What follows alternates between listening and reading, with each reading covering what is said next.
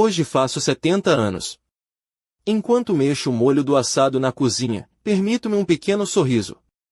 O vestido azul celeste com um padrão de malmiqueres que escolhi, o mesmo que usei no dia em que o Arthur me disse que eu era a mulher mais bonita do mundo, parece macio contra minha pele, como um abraço de memórias melhores.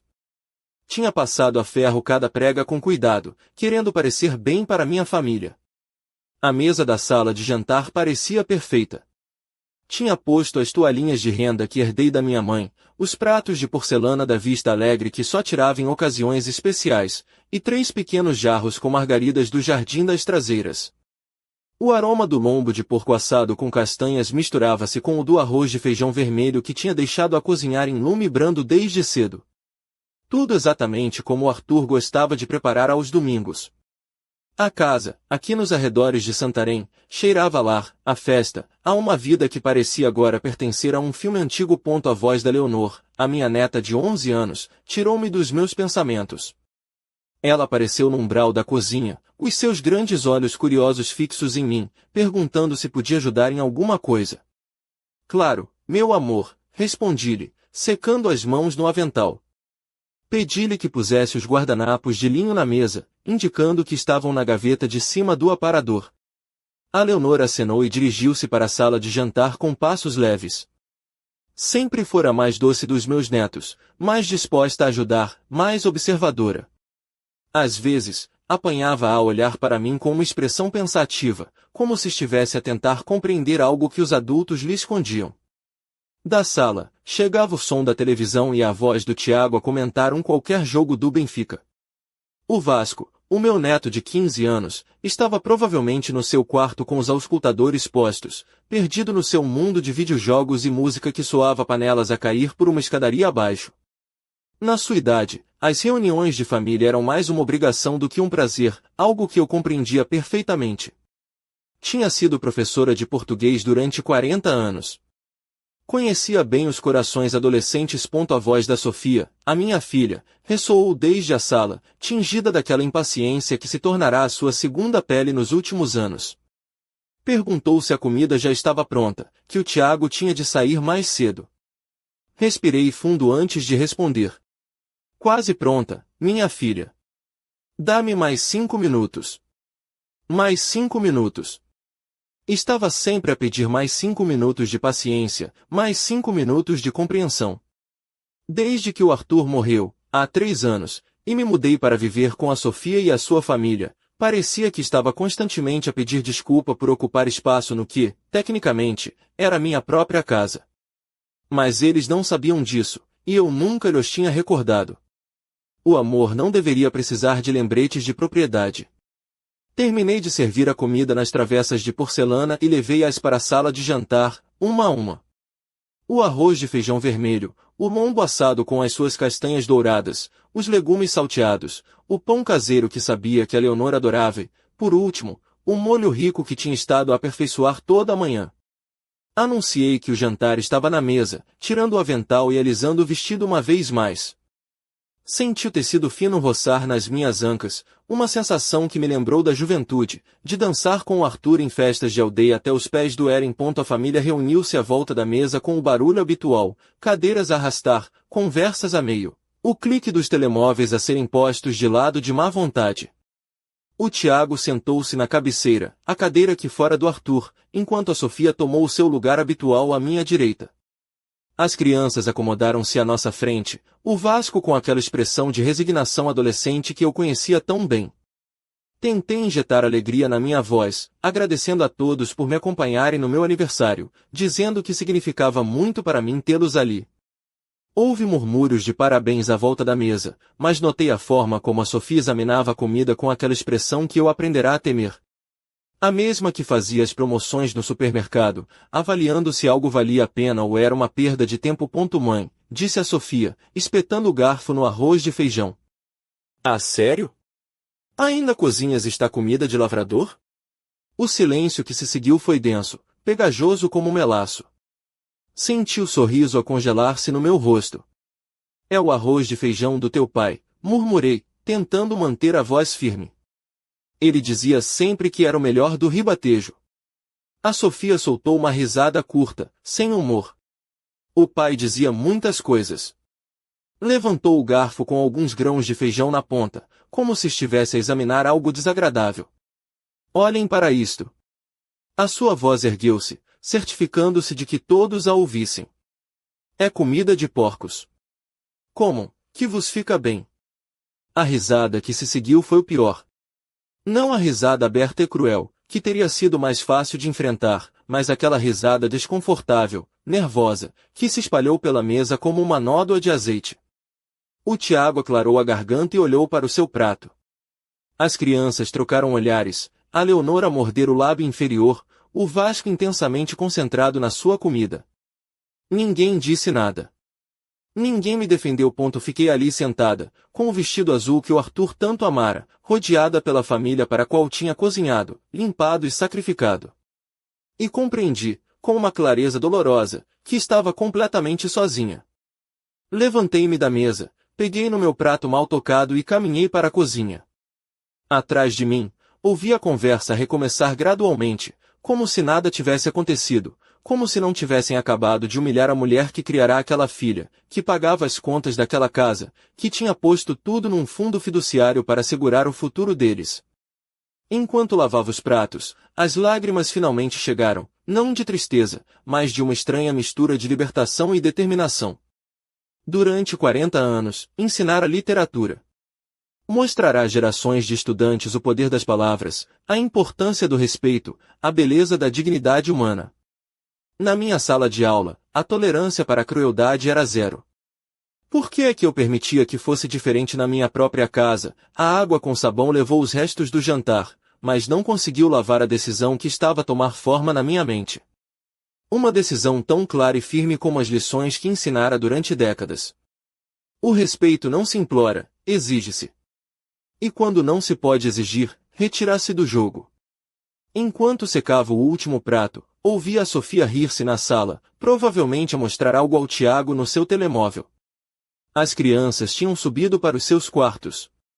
A vida continuava, aparentemente normal, aparentemente sem consequências.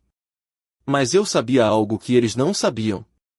Sabia que esta seria a última vez que prepararia um jantar de aniversário nesta casa. A última vez que toleraria ser tratada como um fardo no lar que eu própria comprara e mantivera. Pendurei o pano da louça no seu lugar e subi para o meu quarto. Na pequena secretária junto à janela, abri o meu computador portátil. A primeira coisa que fiz foi procurar o número de telefone do Dr. Mendes, o meu advogado.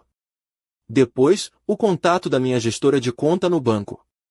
Finalmente, após uma hora de hesitação, encontrei o perfil do Facebook da Inês, a minha melhor amiga de infância. Há anos que não falávamos, mas o seu sorriso na foto de perfil era o mesmo de quando tínhamos 12 anos e jurávamos que cuidaríamos sempre uma da outra. Na sua última publicação, estava numa praia no Algarve, com os braços abertos para o oceano e uma legenda que dizia: "Nunca é tarde demais para um novo começo." Os meus dedos tremeram ligeiramente enquanto escrevia a mensagem. Inês, sou eu, a Beatriz. Sei que já passou muito tempo, mas preciso de falar com uma velha amiga. Tens uns minutos para uma chamada? Enviei a mensagem antes de perder a coragem. Depois, fechei o computador e dirigi-me ao armário. Na prateleira de cima, atrás dos cobertores de inverno, estava a caixa onde guardava todos os documentos importantes, a escritura da casa, o testamento, os papéis do fundo fiduciário, as apólices de seguro. Enquanto descia a caixa, senti algo que não experimentava há anos, o poder de tomar o controle da minha própria vida. A casa estava silenciosa agora. A Sofia e o Tiago tinham se ido deitar, provavelmente sem dar outro pensamento ao arroz de feijão que tinham comparado com comida de porcos. As crianças dormiam, seguras nas suas camas, sem saber que o mundo, tal como o conheciam, estava prestes a mudar. Sentei-me na beira da minha cama, ainda vestida com um vestido azul, e abri a caixa de documentos. No topo, estava o meu testamento, datado de há 2 anos, deixando tudo à Sofia e aos netos. Por baixo, a escritura da casa. Mais abaixo, os papéis do fundo fiduciário que estabelecera para assegurar o futuro de toda a família. Tudo em meu nome, tudo sob o meu controlo, tudo à espera de ser mudado. Pela primeira vez desde o jantar, o sorriso que florescera nos meus lábios na noite anterior transformará-se em algo mais profundo ao amanhecer, uma determinação serena que me corria nas veias como café forte. Acordei antes do sol raiar, como fizera durante décadas de ensino, mas desta vez não foi o hábito que me levantou, mas sim a urgência de começar uma nova vida. O meu telemóvel vibrou suavemente na mesinha de cabeceira. Uma mensagem da Inês, enviada às 5h47 da manhã. Bia, que surpresa maravilhosa! Claro que quero falar contigo. Liga-me quando tiveres tempo. Tenho tanto para te contar e, pela tua mensagem, parece que também tens muito para dizer. Sorri enquanto me dirigia à cozinha para preparar um galão. A casa estava em silêncio. A Sofia e o Tiago não se levantariam antes de 2 horas, e as crianças não desceriam até ser absolutamente necessário para irem para a escola.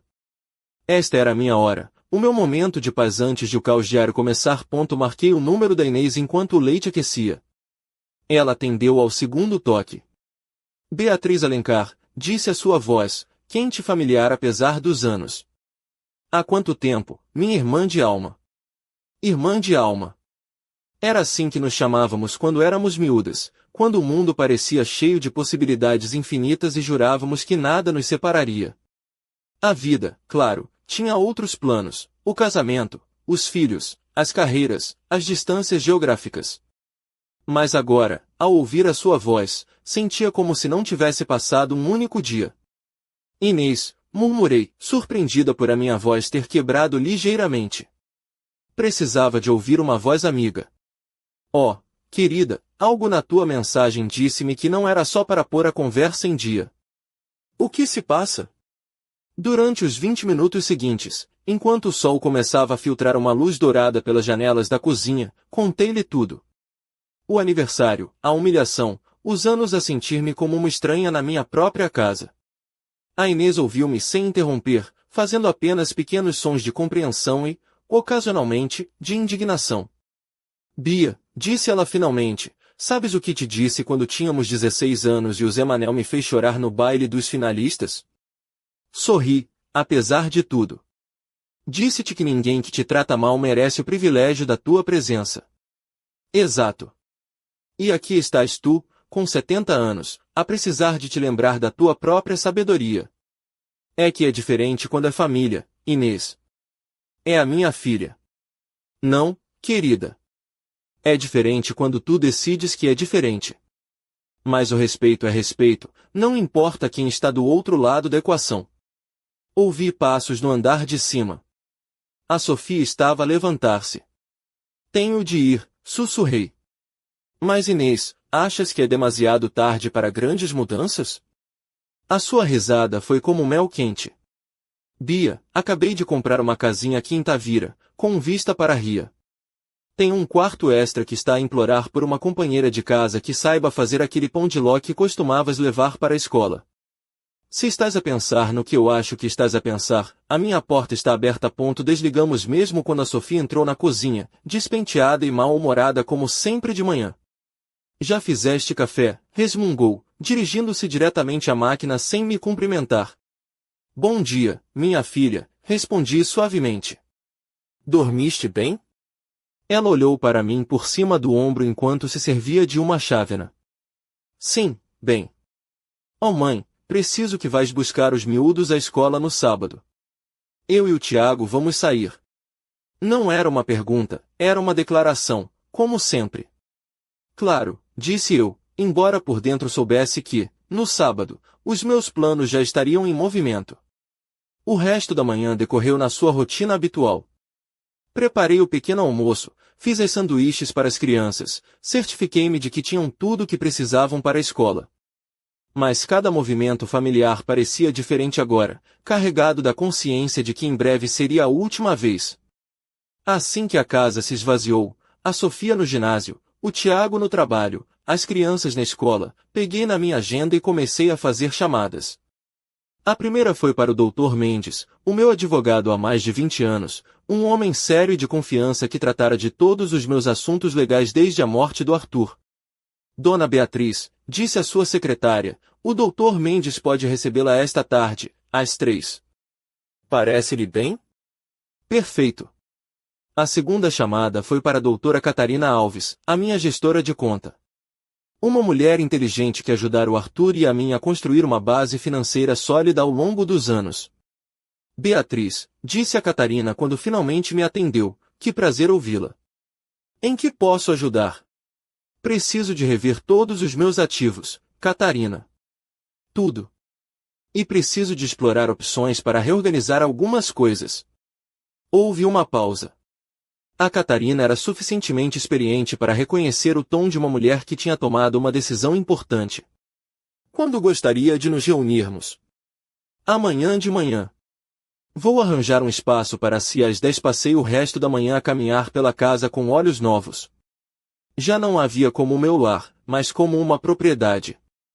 Os móveis que o Arthur e eu tínhamos escolhido juntos, as fotografias de família nas paredes, os pequenos tesouros acumulados ao longo de uma vida. Tudo se dividia agora em duas categorias, o que era verdadeiramente meu e o que podia ficar para trás. No meu quarto, tirei 2 malas do armário e comecei a separar a minha roupa. Nem tudo caberia, por isso escolhi cuidadosamente o que me fazia sentir como eu mesma, o que tinha valor sentimental, o que precisaria para começar de novo. O vestido azul celeste do dia anterior foi o primeiro que dobrei e guardei. Às 3 em ponto, estava sentada em frente à secretária de mogno do Dr. Mendes. As minhas mãos estavam calmas, apesar da magnitude do que estava prestes a fazer. Dona Beatriz, disse o Dr. Mendes, ajustando os óculos. A sua mensagem foi intrigante. Diz que quer fazer alterações significativas no seu testamento e nos arranjos financeiros. Exato, Dr. Mendes. Quero revogar o acesso da minha filha a todas as contas onde ela figura como beneficiária ou cotitular. Quero reescrever o meu testamento completamente. E quero pôr a casa à venda. O Dr. Mendes ergueu as sobrancelhas. Essas são mudanças muito importantes, Beatriz. Posso perguntar o que motivou esta decisão? Contei-lhe a versão resumida dos acontecimentos recentes, focando-me nos factos mais do que nas emoções. O Dr. Mendes já vira famílias suficientes serem destruídas por dinheiro e poder para compreender imediatamente. Compreendo, disse ele finalmente.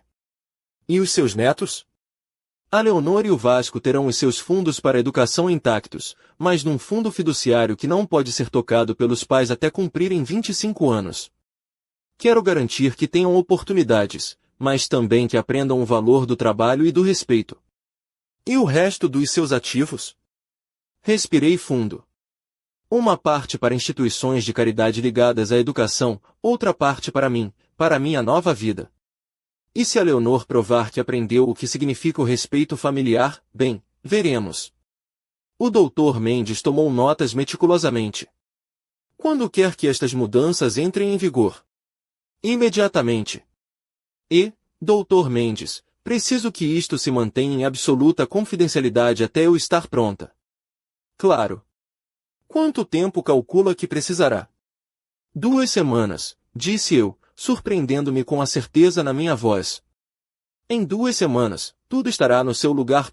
Naquela noite, depois de outro jantar silenciosamente tenso, onde a Sofia mal me dirigiu a palavra, sentei-me no meu quarto com o meu computador portátil e comecei a fazer listas, contactos que queria manter, documentos que precisava de reunir, pertences que queria levar comigo. No topo da página, escrevi, Operação Dignidade. O Arthur sempre dissera que eu tinha uma mente organizativa brilhante. Poderias dirigir uma empresa, dizia-me, ou um pequeno país. Nunca dirigira uma empresa, mas estava prestes a dirigir a reestruturação completa da minha própria vida. E, pela primeira vez em anos, sentia-me completamente no controle. Enquanto guardava documentos importantes numa pasta que manteria comigo, o meu telemóvel vibrou com uma mensagem da Inês. Estive a pensar em ti o dia todo. Quando estiveres pronta, estamos à tua espera. Eu, o mar e todas as aventuras que ainda nos faltam viver. O quarto está pronto quando tu estiveres. Olhei pela janela para o jardim das traseiras, onde o Arthur e eu tínhamos plantado roseiras há tantos anos. Continuavam a florescer, belas e resilientes, apesar dos invernos rigorosos e das estações de negligência. como eu, estava prestes a florescer de novo. Em 2 semanas depois, enquanto empacotava a última das minhas pertenças pessoais em caixas rotuladas como donativos para Caritas, uma pequena mentira piedosa que me permitiu retirar os meus tesouros mais preciosos sem despertar suspeitas, senti uma calma estranha. Era a mesma calma que experimentara nos meus últimos dias como professora, quando sabia que tinha feito tudo o que podia pelos meus alunos e que era hora de os deixar ir. A Operação Dignidade progredira com uma precisão que me surpreendeu até a mim. O Dr. Mendes fora eficiente e discreto. Todos os documentos legais estavam assinados e arquivados. A doutora Catarina reorganizara as minhas finanças de tal maneira que parecia uma simples consolidação de contas, até que alguém se desse conta de que a Sofia já não tinha acesso a nada. A casa estava oficialmente no mercado, embora com uma agência imobiliária de outro conselho para manter o segredo por mais algum tempo. E naquela manhã, enquanto a Sofia gritava com as crianças para que se despachassem para a escola e o Tiago praguejava porque não encontrava sua gravata favorita, eu tomei o meu pequeno almoço tranquilamente, sabendo que era a última vez que ouviria aquele caos familiar. Mãe, disse a Sofia, aparecendo na cozinha com a sua habitual expressão de irritação matinal. Podes ir hoje à pastelaria buscar a minha encomenda? Preciso daquele bolo para o jantar de amanhã. Claro, minha filha, respondi, embora soubesse que, amanhã, outra pessoa teria de se ocupar dos bolos da Sofia. Depois de a casa se esvaziar, chamei a empresa de mudanças que contratara discretamente. 3 homens chegaram numa carrinha branca, sem marcas distintivas, exatamente como eu pedirá. Tudo pronto, Dona Beatriz? Perguntou o supervisor, um homem mais velho com mãos gentis que me lembrou Arthur. Sim, respondi, entregando-lhe a lista de caixas e móveis específicos que deviam levar. O destino está no papel, certifiquem-se de que chega tudo hoje antes das 5. Não levei muito. Os móveis que o Arthur e eu tínhamos escolhido juntos, algumas peças de arte que tinham valor sentimental, os meus livros, os meus preciosos livros, toda uma vida de literatura que ensinara e amara, e as fotografias de família onde aparecíamos o Arthur e eu sozinhos, ou com as crianças quando eram pequenas, antes de a Sofia aprender a olhar para mim como se eu fosse um fardo. Enquanto supervisionava a mudança, o meu telemóvel tocou. Era Inês. Tens a certeza disto, minha irmã de alma? Perguntou ela, embora sua voz não tivesse dúvida, apenas preocupação amorosa. Nunca tive mais certeza de nada na minha vida, respondi, olhando enquanto os homens carregavam a cadeira de balanço onde o Arthur costumava ler-me poemas de Florbela Spanca aos domingos à tarde. O quarto ainda está disponível? O teu quarto está à tua espera. Até comprei lençóis novos. Azuis, como aquele vestido que me descreveste. Sorri, sentindo as lágrimas ameaçar chegar, mas não eram lágrimas de tristeza, mas de gratidão. Depois de anos a sentir-me invisível na minha própria casa, alguém pensara na cor dos meus lençóis. Assim que a carrinha de mudança se afastou, regressei à casa que agora se sentia vazia de maneiras que iam para além dos móveis em falta. Na cozinha, deixei 3 envelopes sobre a mesa, um para Sofia e o Tiago, um para as crianças, e um que esperara não ter de escrever. O envelope para Sofia continha cópias de todos os documentos legais, uma explicação clara das mudanças financeiras e uma carta que reescrevera 5 vezes até encontrar o tom certo. Firme, mas não cruel. Honesta, mas não vingativa. Sofia, quando leres isto, já terei partido. Não é uma decisão tomada na raiva, mas na clareza. Durante 3 anos, vivi nesta casa sentindo-me como uma convidada indesejada, tolerada mas não respeitada. O incidente do meu aniversário foi simplesmente a gota de água. Como te ensinei quando eras criança, as nossas ações têm consequências. A consequência de tratar alguém como descartável é que, eventualmente, essa pessoa vai-se embora. A casa está à venda. Tem 30 dias para encontrar outro lugar. Os fundos para a educação das crianças estão seguros, mas tudo o resto mudou. Aprende a valorizar o que tens antes que seja tarde demais. É uma lição que, claramente, precisas de aprender. A tua mãe, que se respeita a si mesma. A carta para as crianças era mais suave, cheia de amor, mas também de lições importantes sobre o respeito familiar e a importância de defender o que é correto, mesmo quando é difícil. O terceiro envelope era o mais doloroso de escrever. Era para Leonor, especificamente, porque vira algo nos seus olhos durante o jantar de aniversário, um desconforto que me dava esperança de que nem tudo estava perdido na geração seguinte. Minha querida Leonor, se encontrares esta carta, significa que decidiste procurar na estante de livros da avó, como costumavas fazer quando eras pequena.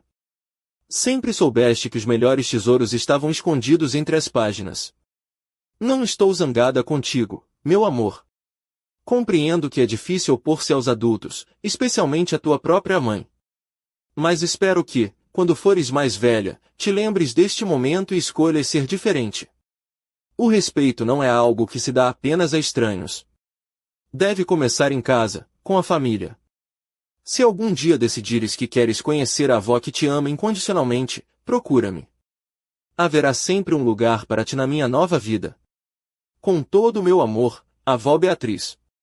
Escondi essa carta dentro do meu exemplar de A Fada Oriana, o livro que costumava ler-lhe quando ela ficava a dormir comigo. Às 4 da tarde, a Inês chegou no seu Peugeot 208 azul claro, sorrindo como se fossemos duas adolescentes a fugir de casa para uma aventura.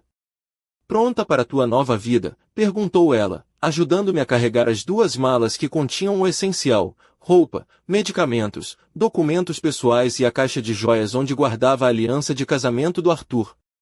Mais do que pronta, respondi, olhando uma última vez para a casa onde viverá como estrangeira durante 3 anos. Enquanto nos afastávamos pela estrada de acesso, vi a dona Amélia, a minha vizinha do lado, a regar as suas plantas. Acenou-me, como sempre fazia, sem saber que estava a testemunhar o fim de uma era. 2 horas depois, a Sofia regressou do ginásio e encontrou a casa estranhamente silenciosa. No início, não notou nada de específico, apenas que algo parecia diferente. Foi quando entrou na cozinha e viu os envelopes sobre a mesa que começou a compreender. O seu grito ouviu-se até a casa da dona Amélia. Mãe! Mãe! Gritou ela, embora já soubesse que não haveria resposta. Abriu o envelope com o seu nome com mãos trêmulas, leu as primeiras linhas e depois correu escadas acima para o meu quarto vazio. O armário aberto mostrava apenas cabides nus. As gavetas da cômoda estavam completamente vazias. Na casa de banho, não restava nem um frasco de creme, nem uma escova de dentes. Não, não, não, não, murmurou, regressando à cozinha para reler a carta. Foi então que notou o envelope adicional, colado com fita cola na porta do frigorífico, o que lhe passará despercebido no seu pânico inicial.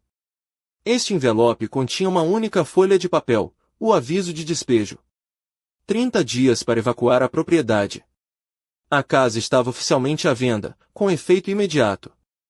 Quando Tiago chegou do trabalho, 1 hora depois, encontrou a Sofia sentada no chão da cozinha, rodeada de papéis legais, a chorar de uma maneira que ele nunca a vira chorar antes. O que se passou? Perguntou ele, deixando cair a sua pasta. Ela foi-se embora, soluçou a Sofia. A mãe foi-se embora. E, Tiago, não temos nada.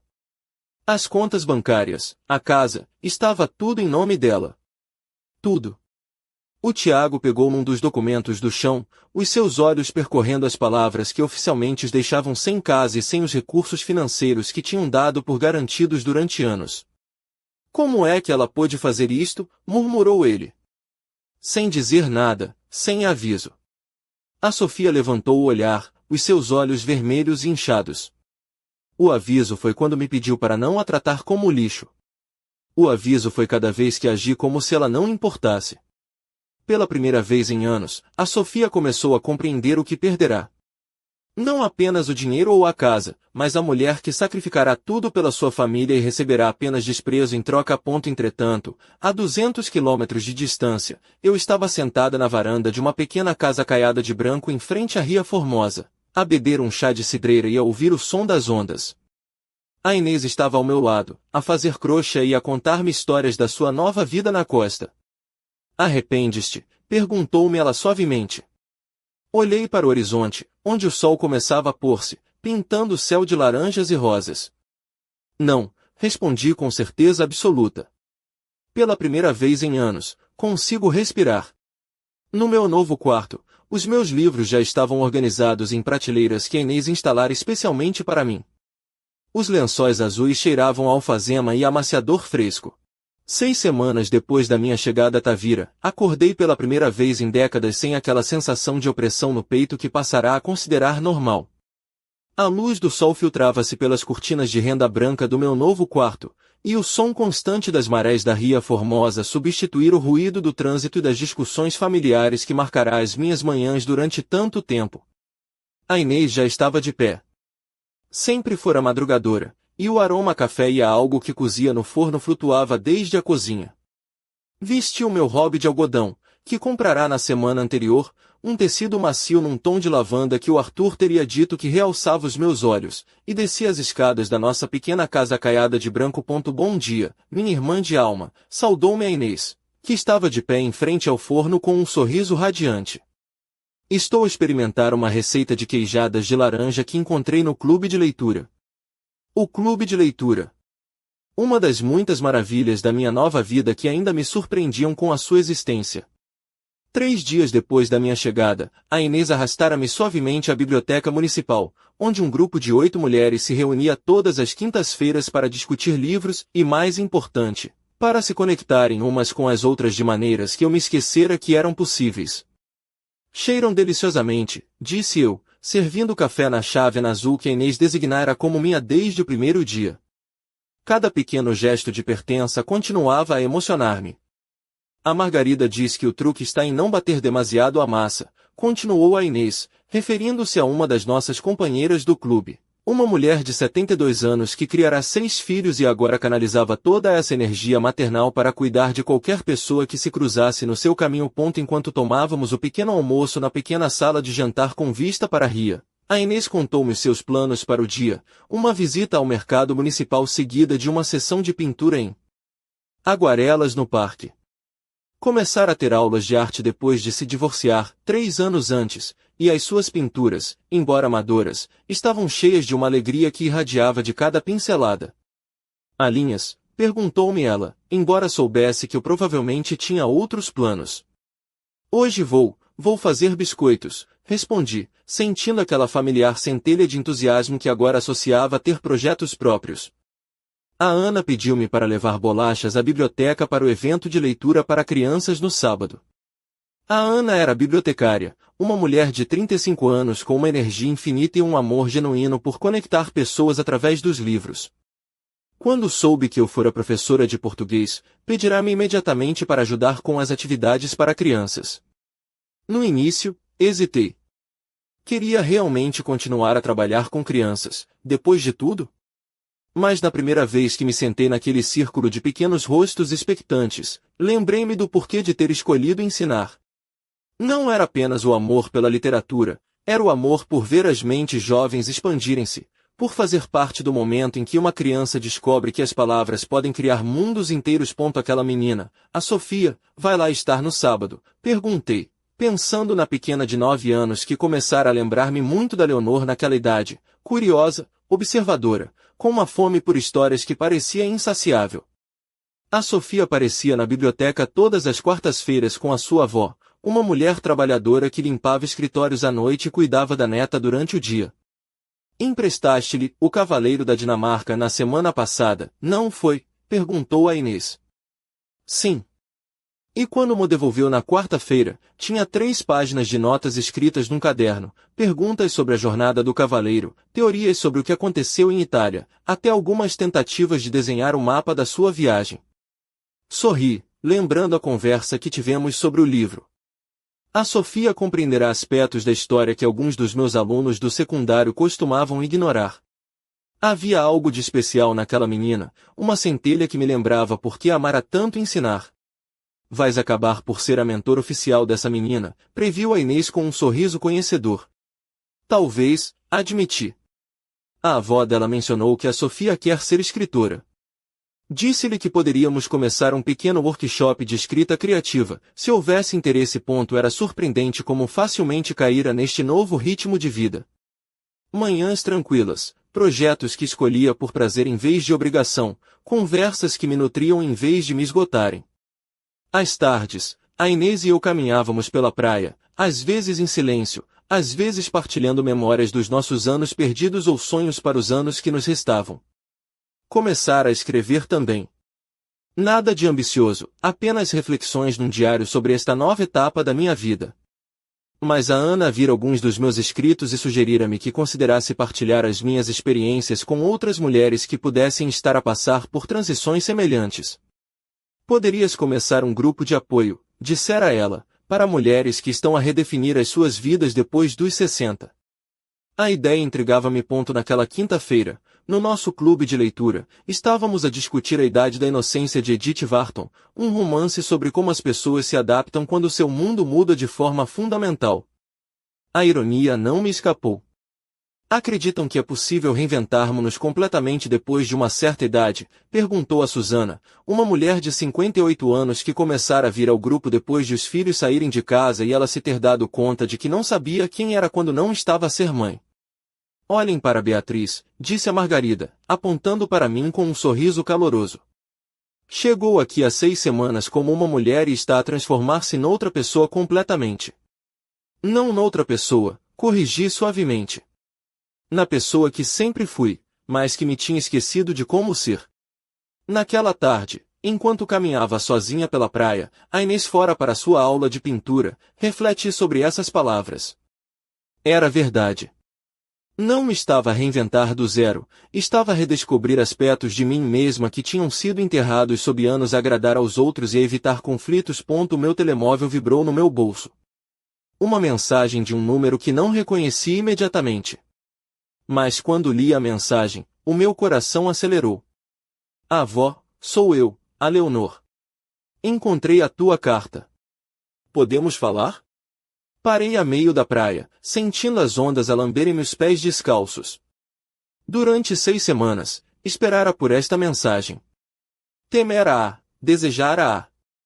Agora que chegará, não tinha certeza de como responder. A Leonor encontrara a carta. Isso significava que procurara nos meus livros, que se lembrará dos nossos momentos especiais juntas. Mas também significava que tomara a decisão consciente de me contactar, apesar de qualquer pressão familiar que pudesse estar a enfrentar. Escrevi e apaguei várias respostas antes de me decidir por algo simples. Olá, meu amor. Claro que podemos falar. Quando queres que te ligue?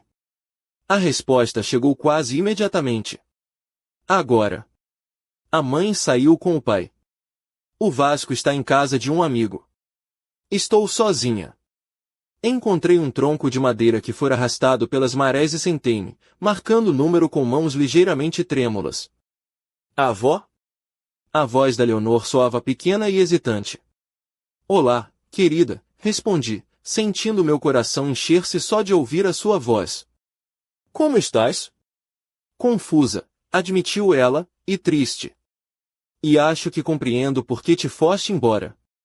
Durante a hora seguinte, falamos sobre tudo, sobre a noite do meu aniversário e como a Leonor se sentirá mal, mas não soubera o que fazer, sobre como tinham sido as últimas semanas em casa, com a Sofia e o Tiago a discutirem constantemente sobre dinheiro e a culparem-se mutuamente pela situação, sobre como a Leonor começara a questionar o comportamento da sua mãe para comigo durante todos aqueles anos.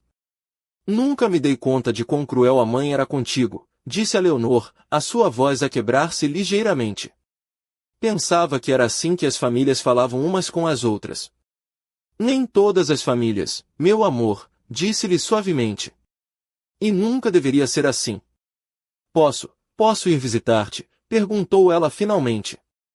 Sei que provavelmente estás zangada comigo por não te ter defendido, mas... Não estou zangada contigo, Leonor, interrompi-a, eras uma criança numa situação difícil. Mas se queres visitar-me, teríamos de falar sobre algumas coisas importantes primeiro. Como o quê? Como o respeito, e os pedidos de desculpa, e o que significa realmente amar alguém.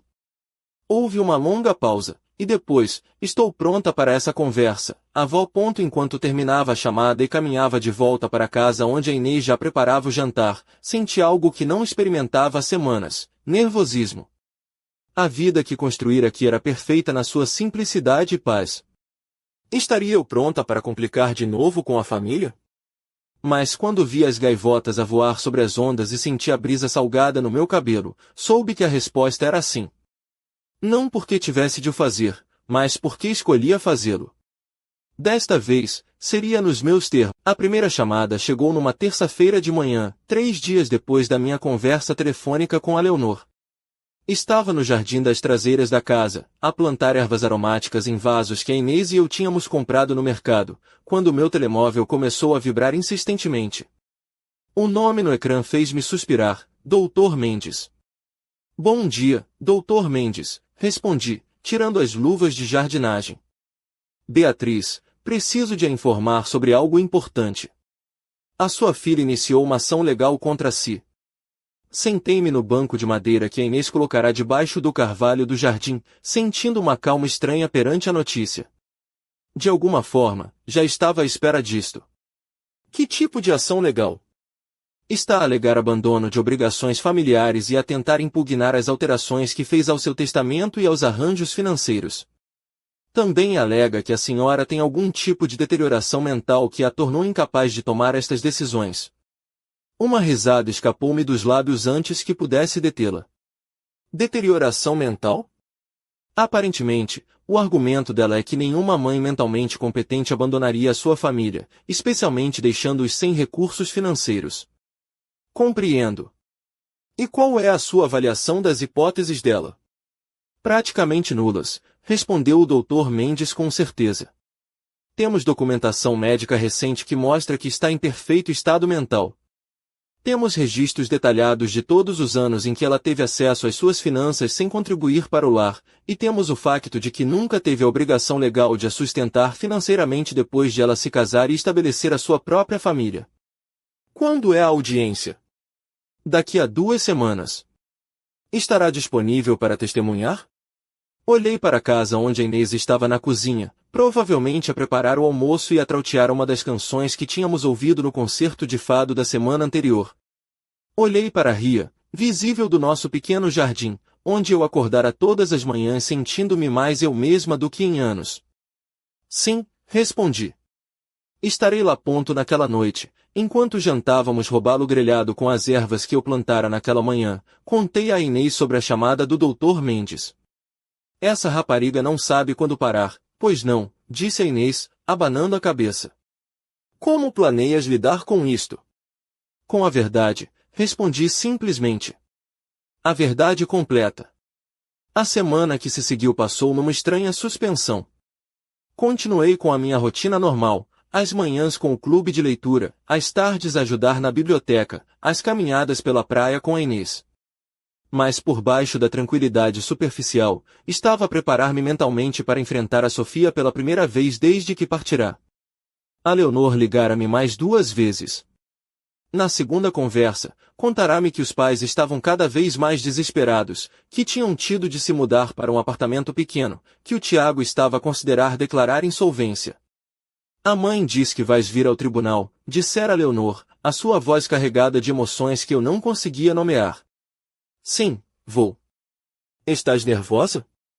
Não, respondi, surpreendendo-me com a honestidade daquela resposta. Estou em paz com as minhas decisões, Leonor. Isso torna mais fácil defendê-las. O dia da audiência chegou com uma daquelas manhãs algarvias perfeitamente claras, o tipo de dia que nos faz sentir gratos por estarmos vivos.